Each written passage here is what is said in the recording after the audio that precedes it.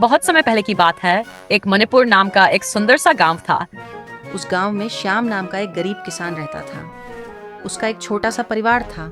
उसकी पत्नी गीता और एक बेटा रिंकू। रिंकू बहुत होशियार था, लेकिन श्याम की गरीबी के कारण वह अपने बेटे को पढ़ा लिखा नहीं पा रहा था। श्याम के परिवार के लोगों को 3 वक्त का खाना भी नसीब नहीं था। खाने के लाले पड़े थे। श्याम का एक पड़ोसी था मोहन। वह श्याम से बहुत जलता था। वह हमेशा श्याम पर नजर रखता। एक दिन रिंकू ने अपने पिता श्याम से कहा, पिताजी, हम आमिर क्यों नहीं हैं? हम कब आमिर होंगे?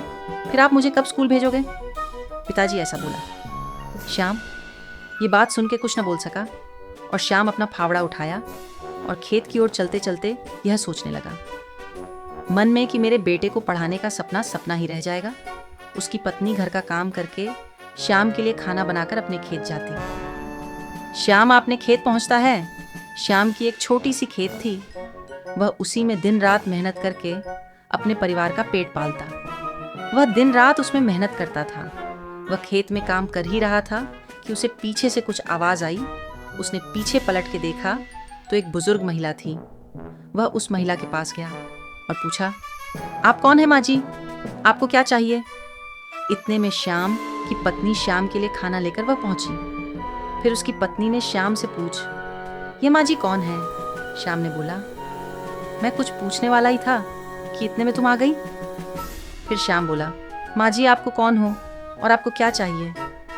फिर उस महिला ने बोला कि मुझे बहुत जोर से भूख लगी है। बेटा, क्या तुम मुझे कुछ खाने को दे सकते हो? ऐसा बोली।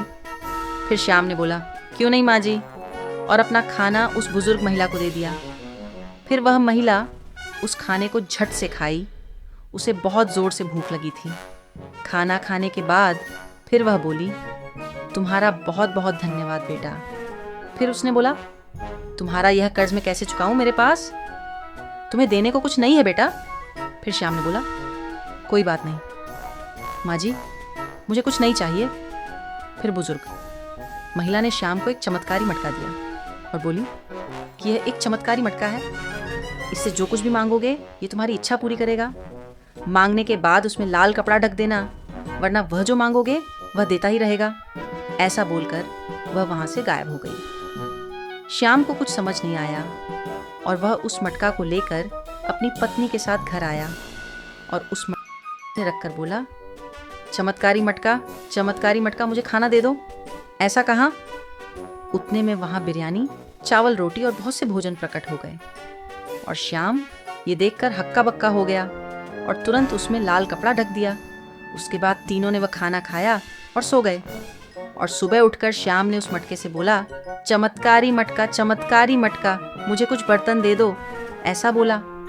फिर वहां पर बहुत सारा बर्तन प्रकट हो गया और श्याम उस बर्तन को बाजार में बेच कर आया और घर के लिए राशन सामान लाया। उसके बाद श्याम रोज ऐसा ही उस मटके से बर्तन मांगता और बेचता और आमिर हो गया। यह सब चीज श्याम के पड़ोसी मोहन ने देखा।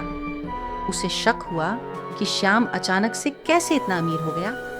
फिर उसने एक दिन श्याम के घर में चोरी छिपे झांक कर देखा कि श्याम कैसे उस मटके से बर्तन निकाल रहा है।